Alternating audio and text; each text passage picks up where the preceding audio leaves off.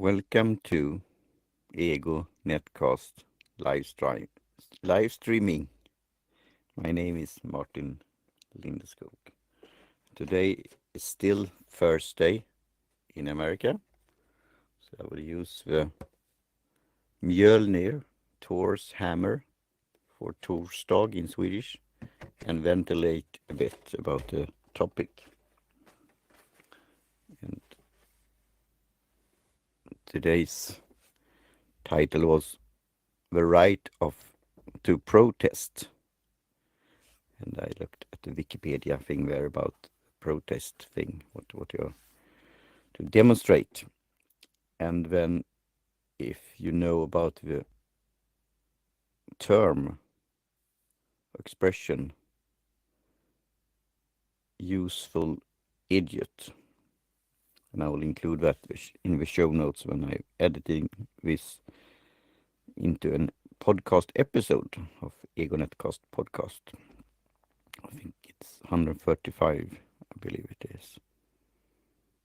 So that's an expression that also will include, as I said. And it could sound harsh, but it's interesting words, meaning, and expression. Useful idiot. And it has have a connection together with the right to protest and people who are very keen on demonstrating. And I have a note card here for the live viewers on model 9027. Are written by hand with a pencil in order to keep track here. Again, I want to have this short and sweet for my own sake and for you as a listener and watcher, viewer, to have it around 15 minutes. This topic you could talk a long time, that's for sure. And again, you could wonder why talk about this. Is it useful to do? But it triggered me, and then, as I will say at the ending, I wanted to get it out in my way, on my platform, because I have an expression here at the end that I will made up expression what could happen on the internet and by having arguing online, and I've been there for a long time. But also back in the day, it was you could have argued on bulletin boards, BBS. And then you had to put in a hashtag with your topic name. For example, as we did Lyceum, we had a channel called Lyceum, and talking about Rand's philosophy, objectivism. And there we had certain ground rules, how you have the debate and discussion and discourse, and what was allowed to say and not, because it was our so-called room. And then, of course, you have to follow the room of interrelayed chat also, and freedom of expression. And that's the whole thing that we're coming to here. As an introduction here, it's already some minutes here, and I was a bit late also, so you have to take it for what it is. I will try to do this as a routine and see if I'm getting going here in order to create content. So I saw an Instagram photo and a post, say, on the Swedish, pretty new party in Gothenburg, Sweden, called the Demokraterna. And they have said that so-called a tent camp of demonstrators that have, could say, occupied, and this is where it gets complicated, a university area, Gothenburg University of Gothenburg, on a hill, you could say. It's middle of the city, so you'll see it. And that was my personal reaction, to see these tent camps with this flag by the so-called Palestinian territory. And also, of course, I'm for freedom of expression as satire, but it was of a prime minister with blood on his face, and then all kind of and I don't like that expression, but hate speech against Israel in different ways. Sometimes it's so-called between the lines, and when you hear, probably when you hear and listen to this, when we are shouting and propaganda and the microphones, and also if I talk in another language, it could be in different ways. I'll come back to this in the future. So it's so-called some students, but it seems to be other elements. That's what I wrote in the description also, if you know about the elements, and that has to do with the term useful idiots, who are demonstrating, who is behind this, what kind of elements, who is supporting this kind of thing. Because I'm, as they say, Elon Musk is a free speech absolutist, and I'm that also, even with things that I don't agree with. I know, and this is where the scary part comes in, if some of these elements will gain power, I will not be allowed to speak up. That's for sure. Because if you speak up for freedom of expression, free speech, rational ideas, free society, free market, what could happen then? And that we have seen during the history. So it was opposed by a party in Gothenburg called the Democrats that said that these the tent camps occupying the university area of in Gothenburg, middle of Gothenburg in the city, that's illegal. They don't have any permission. When you do a regular demonstration walking, you have to ask for a permit from police. And then again, I have a solution to this problem. And also, if you really have a right to demonstrate whenever on so-called, and I do an air quotes here, on public land in a city or at university. And that's, again, that's the crux of the problem, why it's getting so complicated, because it's pretty easy in a way. And I know individuals who really going to digging into this rules about having demonstration permits, what to do, because this is political agenda.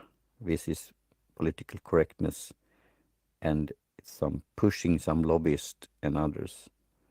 If some other views will come across that I don't either agree with, then it will probably be some other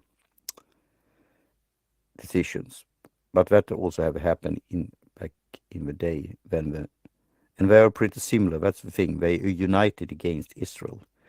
The National Socialists, the regular socialists, and the militant Muslims against Israel. And for the record, I'm not a religious person. I'm not for the so-called corkscrews, Orthodox Jews that have special rights, so to speak. And the Knesset is, you could say, in a mess in a way. The political situation is unstable. I think Netanyahu, or how you say him, is too weak, that you don't often hear. They think that he is an hawk, but that's his problem there.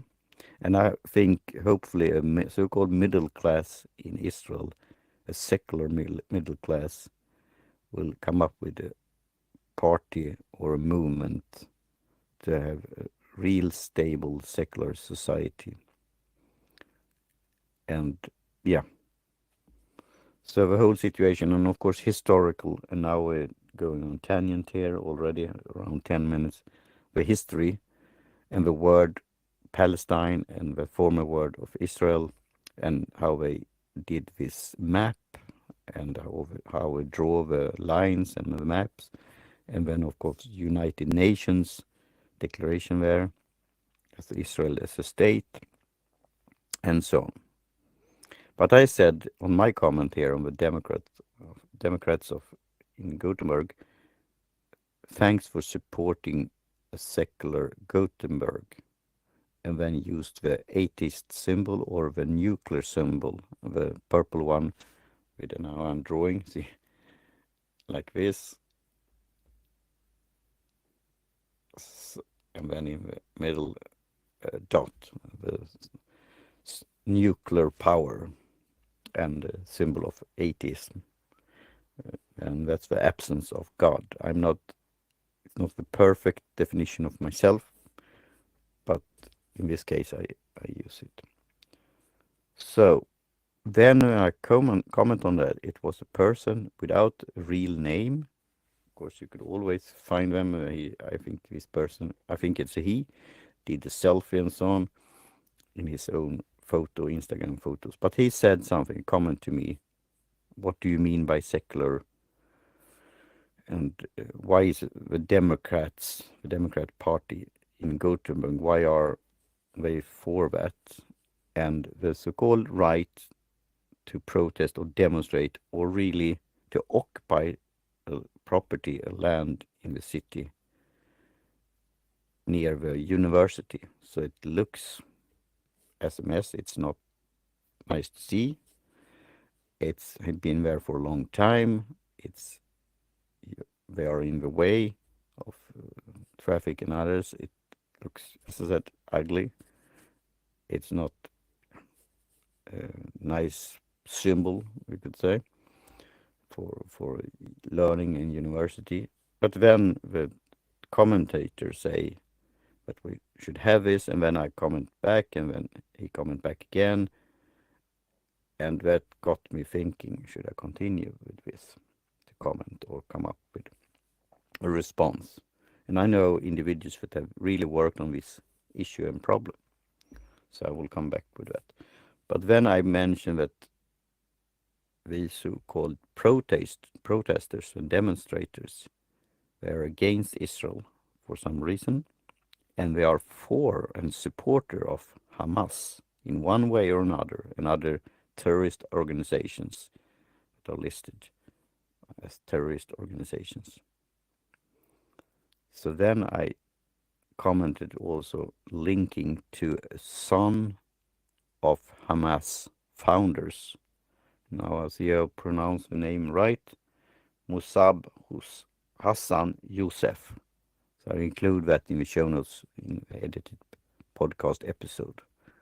He was the son of a Hamas founder, and now he fled where I'm coming from. If it was Palestine, so-called Palestine, or Lebanon, or some other place in the Middle East, and then moved to America. That said, it's interesting that the so-called leaders of Hamas, many of them, where are they located? Have a guess. I think one place is like Qatar or something like that.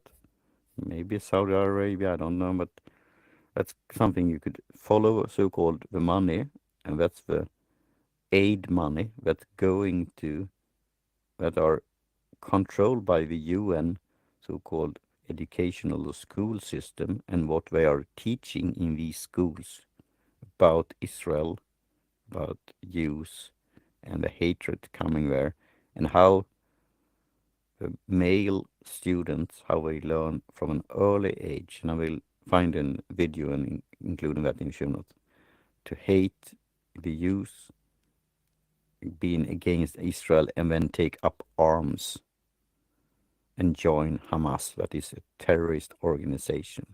And recently, it was an incident here in Gothenburg by a leftist, the left party, or it's the former communist party in Gothenburg, and there it was an organizer there that have done lots of protests and demonstrations in the public, and I don't know the cameras, how do you call it, overview cameras, ECTs or ETCs or whatever it's called, cameras.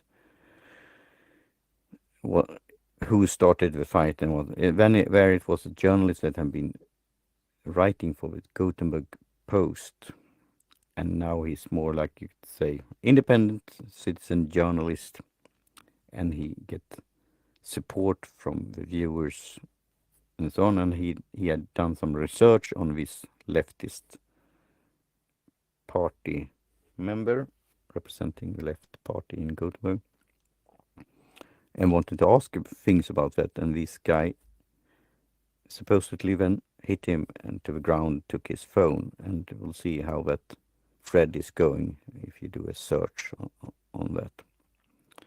So again, this guy, the commentator on the Democrats' thread that I will commented as a support for what they are saying, that they are for freedom of expression, as myself, but it's illegal what they are doing now. They have done this now for a long time, occupied this area, messing things up, and having these tents and all these, yeah, things that they have in this area.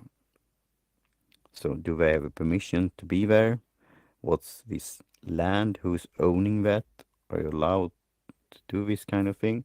And then this commentator, he said something about the European Commission, and then I had to search for it in order to protest or demonstrate.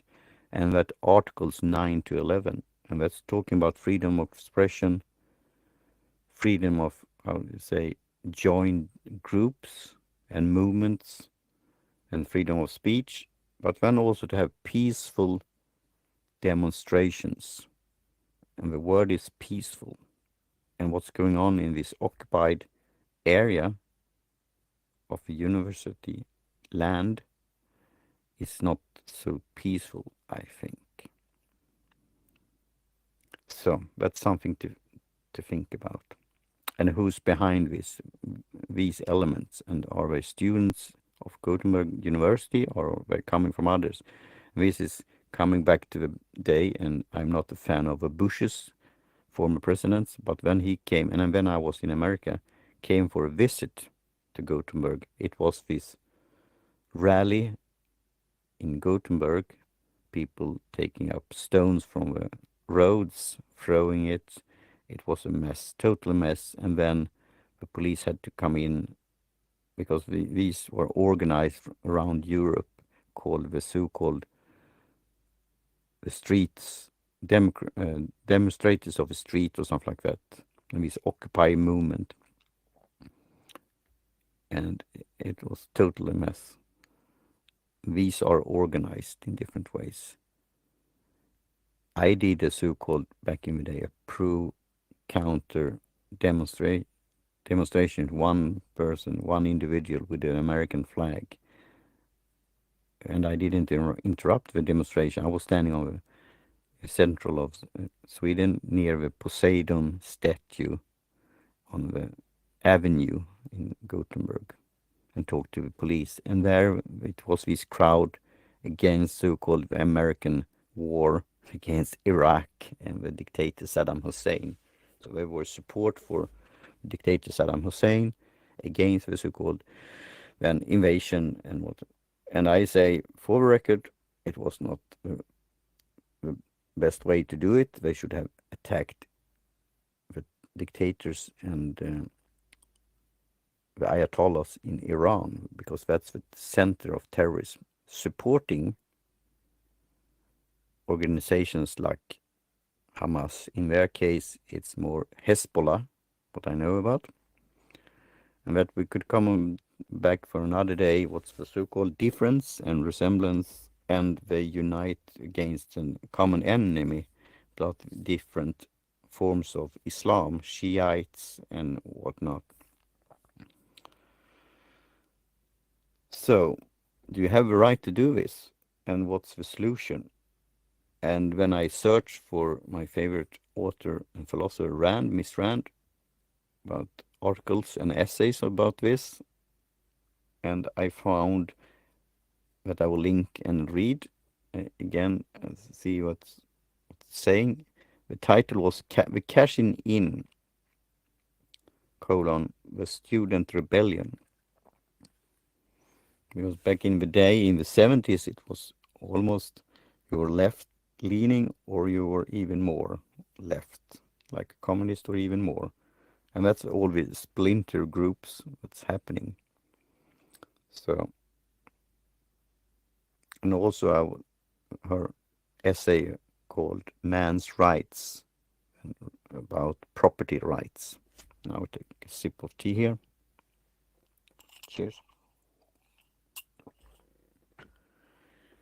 Drinking English breakfast black tea blend. So the solution for this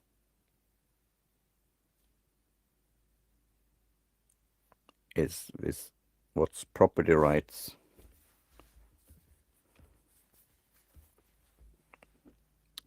And do the university, and this is getting complicated because it's like a so-called public education institution. I think it's not a private one. So who's owning the land? Is it the commune, or is it the institution somehow? How it's working? But mere face of it, to set up a tent, of course you can move it, but put it so you can't move it and then be there for a very long time. Do you have a right to do that? Or could they be somewhere else? And the solution here, I have a card here to have a positive thing about it, what you could learn from it. It was a discussion between Amy Peacock on her channel, a video channel on what's called BitChute channel, talking with Instapundit blogger Glenn Reynolds, and he is in lawyer or law professor, and he talked about how in different, when it was these demonstrations in America, what was going on, and some university did it in a good way, proactive way, and some were doing it, yes, it got even worse. And what could you learn from that again? So about these different elements is something to think about: who's behind these organizations and demonstrations, and what are they saying.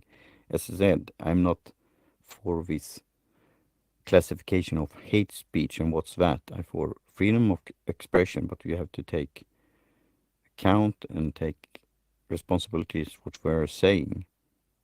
And these then expression of hate against Israel and the support of the terrorist organizations, that's something to think about. And again, why are they doing this?